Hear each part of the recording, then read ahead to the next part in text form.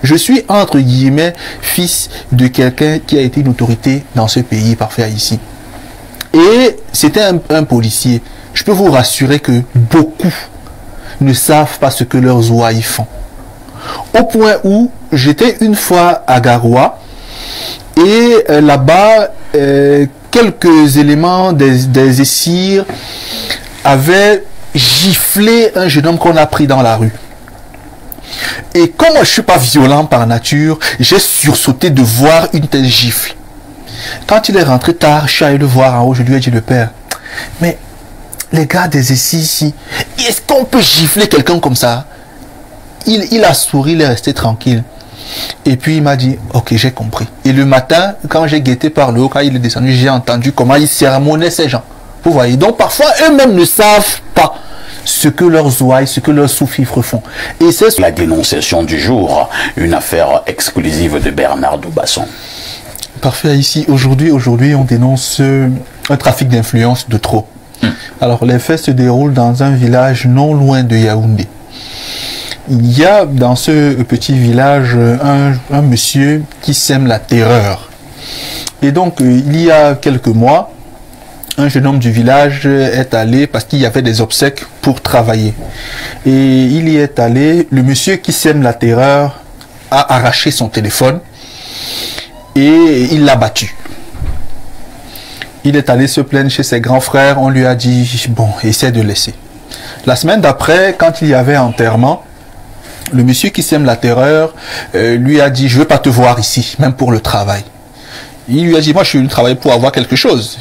Il l'a encore battu et il a appelé 7 autres personnes qui l'ont copieusement battu et qui l'ont copieusement blessé. Là, ce que j'ai, ce sont les images de ces plaies-là. Vous pouvez les voir, c'est-à-dire on l'a découpé avec la machette, on l'a vraiment blessé.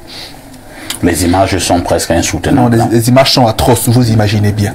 Il s'est donc rendu du côté de Ngoumou quand il commençait à aller mieux pour déposer une plainte contre ses bourreaux.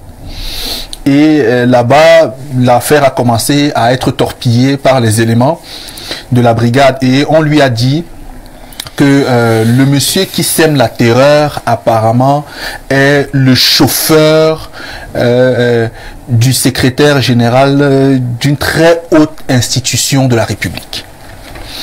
Et en tant que chauffeur de ce secrétaire général-là, il est intouchable, puisqu'il s'agit d'un corps de défense et de sécurité de la République.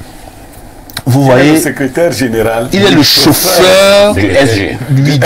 Oui, d'une institution républicaine en charge des questions de défense et de sécurité, vous voyez de laquelle je veux parler. Donc, comme il est chauffeur du SG, on ne peut rien lui faire au village. Du coup, le jeune homme, encore avec ses frères et sœurs, sont venus à Yaoundé à la police judiciaire pour déposer une plainte.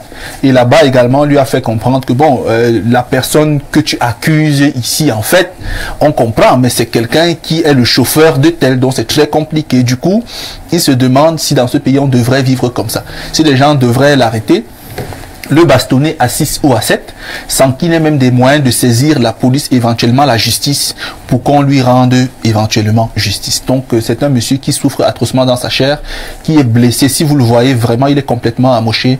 C'est particulièrement triste. J'ai voulu qu'on en parle ce matin, toujours pour interpeller ces autorités qui parfois ne savent même pas souvent que leurs ouailles et leurs sous-fifres se rendent coupables de comportements aussi désobligeants. Alors, je suis un peu gêné, hein. Vous savez que moi, je suis un fils de la Mofouya-Konon. Oui. Et donc, quand vous parlez d'Ngoumou, c'est notre chef-lieu de département. Tout à fait. Je salue d'ailleurs au passage Madame le Préfet, parce que je ne suis pas sûr qu'elle est au courant de cette affaire. Madame le Préfet de la Mofouya-Konon, je vous dis que c'est une dame, une maman, qui travaille très bien. Elle n'est pas dans des petites combines des villages, ainsi de suite. Bon, j'espère que vous pourrez donc lui porter l'affaire. Au sortir de ce programme, je vais l'appeler. D'accord, je vous donnerai les éléments que j'ai et vous pourrez les utiliser. Voilà. Mais en attendant, nos panélistes vont d'abord poser un commentaire. Pierre Blériot Niemek et Boto l'a dit, c'est vraiment malheureux. Mais je dois dire que nous parlons là d'un cas dans le département de la Mofouya-Konon. Mais on rencontre dans beaucoup de localités au Cameroun, hein, où des gens comme ça font la pluie et le beau temps. Quand celui-là arrive au village, il torture des gens à gauche et à droite et il dit qu'il est l'ami de tel, il est le fils de tel, il est le neveu de tel. On va à la gendarmerie, le commandant de brigade même a peur, ainsi de suite. Alors, c'est toujours ça la République? Bon, parfait. Ici, j'espère que le chauffeur suit l'émission. J'espère, Bernardo. J'espère que le chauffeur qui a... Il n'est pas en collaboration avec le chauffeur. Bon, celui qui s'est plaint, j'espère qu'il suit l'émission. Il suit l'émission. Bon, qu'il se rapproche de moi. Et on va régler ce problème. Parce que je vais lui annoncer une mauvaise nouvelle. Moi, je suis pas de ceux qui se vantent d'être l'ami de tel ou de tel autre. Son SG de patron et moi, nous sommes très proches. Donc, c'est déjà une très bonne nouvelle. Son SG de patron et moi, nous sommes très proches. Donc, au sortir d'ici, je vais l'appeler pour lui dire que tonton, mais est-ce que tu es au courant que ton chauffeur bastonne les gens? Aussi simple que ça. Et il suit beaucoup Info TV. Moi, je vous informe donc. Et lors de notre dernière rencontre, il m'a dit que je crois que je ne suis pas encore ça à la Info TV. Dit à parfait que moi, je suis encore propre. Donc, l'occasion est donc arrivée. Pour le démontrer. Voilà. Donc, c'est bien pour lui. On va. Si c'est le SG, si ce n'est pas... Parce que des fois, vous donnez les titres. Si c'est le SG de cette institution-là, nous sommes très proches, je dis très. Très bien. Voilà.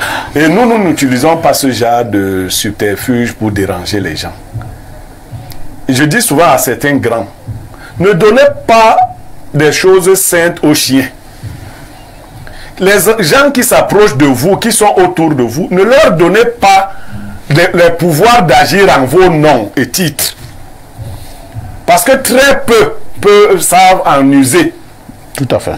Parfaitement, nous ne disons pas avec qui nous sommes proches. Pas du tout, pas du tout. Moi, il arrive que je sois dans un service, soit de gendarmerie, de police, ou n'importe qui décide vraiment de briser mes droits. C'est quand tu en fais trop que je te dis que mais, tu ne regardes même pas souvent la télé. Moi, on chante même derrière mon nom. Donc, je suis une star. Regarde la télé demain. Non, ne donnez pas. Et ça va pour nous tous, vous qui commencez à être... Même à votre femme à la maison. Si votre femme commence à insulter les gens, à parler aux gens avec désinvolture, dites-lui, maman, le grade là, c'est moi. Et tu n'entends pas parler aux gens comme ça. Parce qu'en général, les grands eux-mêmes ne font pas ça. Pas du tout. Et je vais vous faire remarquer quelque chose. Que ce ne soit pas insultant pour ceux qui n'ont pas de galon ou de grade. En général, que ce soit dans la police, la gendarmerie et autres, ceux qui vont le plus vous torturer, c'est des gens sans galon. Observez cela. C'est-à-dire, et souvent, c'est comme s'ils expriment une sorte de frustration. Exact. Vous voulez, mais non, on ne va pas la parole. Mon frère, je voudrais quand même... Non. Quand le chef arrive, il prend la chose autrement. C'est différent. Et même les 100 galons qui ont fait l'école sont différents de ceux qui n'ont pas fait l'école. Parce que ceux qui n'ont pas fait l'école, c'est à tort on va parler des faux diplômes, c'est à tort qu'ils sont à Yaoundé. Yaoundé n'est pas pour les gens qui n'ont pas fait l'école. Yaoundé n'est pas un village. Non, c'est clair. Bon, si tu veux faire les affaires, c'est droit. Yaoundé, c'est pour les gens un peu éclairés. Et ici à Yaoundé, il n'y a pas que tu sais à qui tu as fait. Parce que toi-même, tu ne sais pas qui est. Donc, c'est compliqué. Vous disiez ça. Maintenant, quand tu arrives à Ngoumou, bon, peut-être tu es le chauffeur d'un tel SG, là-bas à Ngoumou, on t'a souvent vu arriver avec la voiture du SG. Exact. Vous voyez? Donc, d'ailleurs, on ne sait même pas que tu n'es que chauffeur. Ouais. Pas du tout. Donc, mais c'est pas parce que la nature, en fait, tu valais d'être chauffeur, c'est pas le problème des autres. Donc, ce terrorisme-là ne peut pas prospérer. Parce que je vous dis que s'il s'agit du même SG, c'est un homme d'une grande humilité. Très bien. Et son épouse, qui est encore mon ami, est encore plus homme. Je ne peux pas imaginer qu'ils sachent que leur chauffeur terrorise. Et comme on dit, je vous dis qu'ils ne sont même pas du même département. Donc lui va dans son département, c'est lui qui est de là-bas, terroriser les gens au nom de son patron de SG.